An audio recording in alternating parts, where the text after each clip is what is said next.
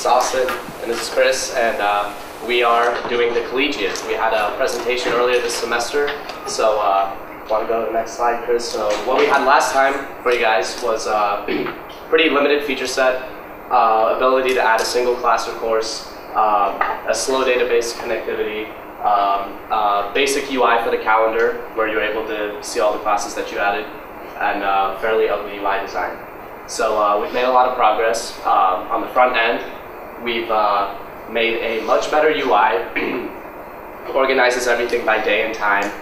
It's in a grid view, outlines all of your classes in nice colorful boxes, displays the title. We also had a problem that we had segments in the class. If it was like a 2-hour-long class, you'd have a segment at the hour. We fixed that. We have details for each class. You can click on the class, brings up all of your class times, where the class is located, so if it's in Sage or Eaton, whatever location you put, your grades and any upcoming assignments you have. And we also now have a settings page where you can do a lot of administrative features like clearing all your data, resetting, etc. Alright, so before we had some problems with database connectivity because you have to come here. Look at it. we were using a grid view for the main calendar view, and we had an adapter which was providing the data. We had it opening database connection every time the adapter was asked for a view, so that was obviously very slow and laggy. So now we have the database connection persisting, and we basically finished up on the class, course creation, deletion. We actually have to finish up on editing, but we're gonna start to move forward on grades and assignments. So grades are first. We added an ability to set up the syllabus, so like homework is 40%, tests or whatever, and then as soon as we have the ability to add individual grades, we'll have like a grade calculator. So that's kind of one thing personally I've been looking for, because back in high school we had like grade reports that actually did the calculations, but here on LMS it doesn't tell you what your actual grade is, at least for my courses. Another thing is we made the database a singleton class. Alright, just other overall progress is we added a context menu which allows you to go in and edit class. Like one of my classes this semester changed location because the room wasn't big enough. So now we can go back and edit that, and you do this through a long click on the course. And let's see, you can, as Damien said, tap on calendar events to be able to look at more info on a class. Just normal class statistics at this point, time, professor, location. We also have assignments which would be upcoming or due. Work in progress here. Yes, both of those too. And eventually, by clicking on a class, you will be able to go in and add an assignment or a grade you've been given back. So some issues we're currently having in the development process. The grid view doesn't redraw itself when you add a class. You have to scroll that time block out of the view and then back for the adapter to draw it. So we have to find a workaround for it, possibly just completely rewrite how we draw everything. When there's an orientation change, so when you change from portrait to landscape or vice versa, the class times reset. Yeah, it's basically just a bunch of hacks that we had to get stuff to work that actually doesn't work. Yeah, so we're going to have to do a significant rewrite on some of the grid view adapter stuff.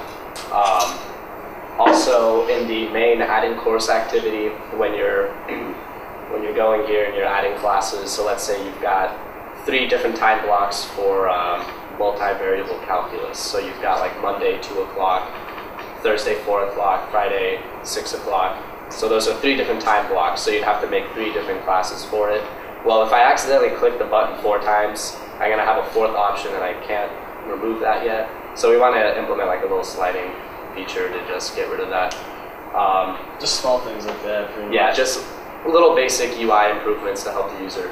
And then also the grid view scrolling is a little It's not unresponsive, but it's like laggy. I think it's because it wants you to like recycle a view when it goes out of the area, but we're just destroying it and making a new one, so that might be why it's slow. So we're gonna have to look into that.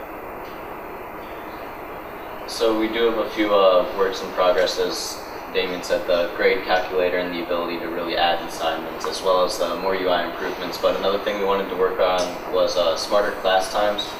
At this point, when you create a new class and you enter in a start time, the end time doesn't really respond to that. It doesn't try and guess when your class ends to help you out. It just kind of takes what was already there.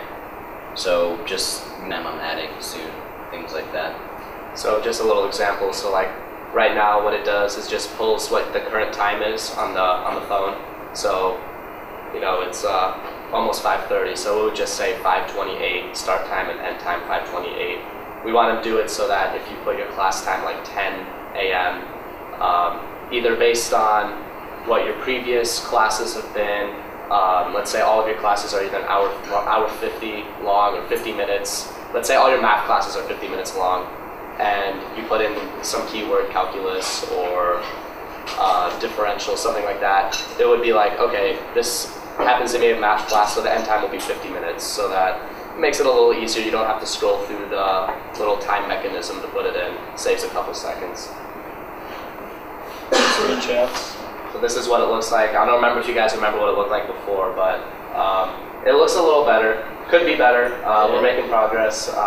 As you can see, we've got nice old data structures over here in a nice box. It's currently military time. We'll have an option for AM to PM or military.